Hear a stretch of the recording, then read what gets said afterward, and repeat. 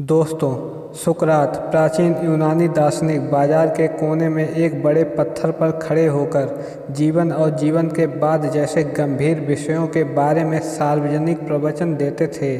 बाजार में लोग और राहगीर आते हैं और कुछ मिनट सुनते हैं और उनका दर्शन सुनते ही चले जाते हैं। उन्होंने कभी उनके दर्शन पर ज़्यादा ध्यान नहीं दिया।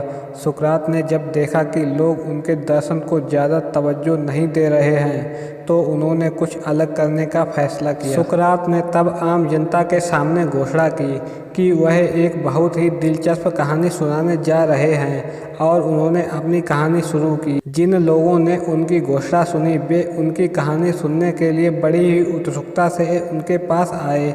उन्होंने इस तरह शुरुआत की।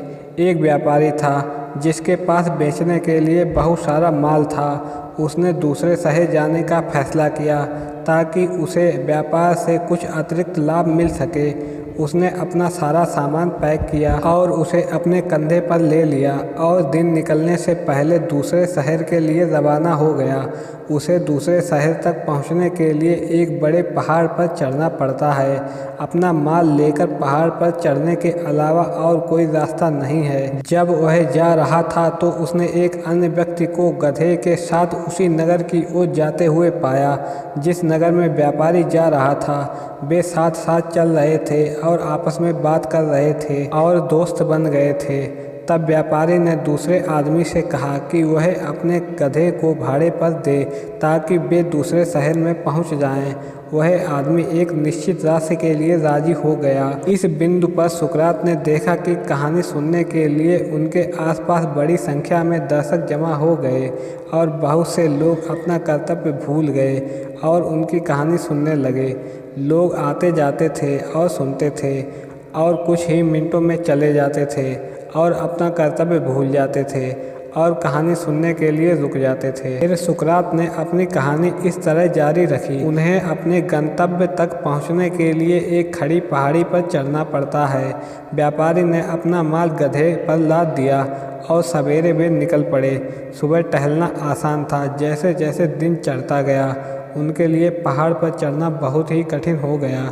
उन्हें पसीना आ रहा था और वे बहुत थक गए थे।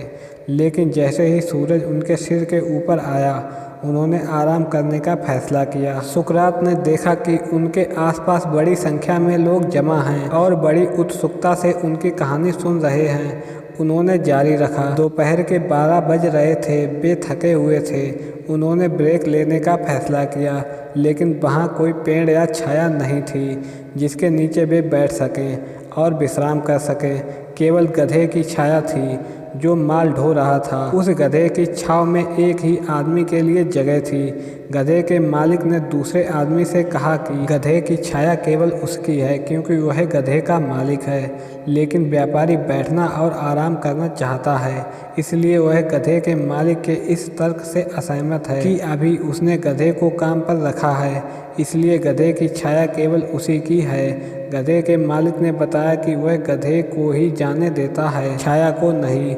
लेकिन व्यापारी ने कहा कि जब उसने गधे को भाड़े पर लिया तो छाव भी उसी की है। गधे की छाया को लेकर दोनों में जमकर बहस हुई। दोनों ने तर्क दिया कि यह कानूनी रूप से उनका है। इस समय तक सुकरात के आसपास बड़ी संख्या में लोग जमा हो गए थे।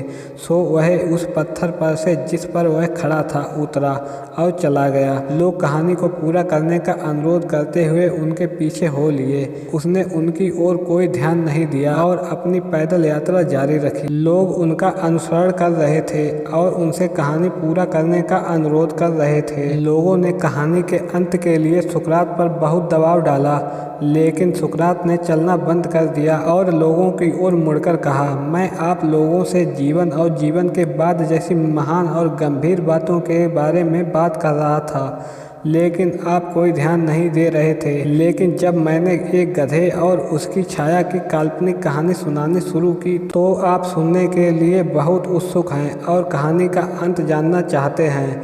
आप बेकार की बातों पर ज़्यादा ध्यान दे रहे हैं और जीवन की महत्वपूर्ण बातों को नज़रअंदाज कर रहे हैं। आपके लिए जीवन की महत्वपूर्ण चीज़ों की तलाश करना बेहतर है। कहानियों जैसी फालतू बातों के पीछे मत भागिए। प्रतिदिन कुछ महत्वपूर्ण कार्य करें और उनका अनुसरण करें।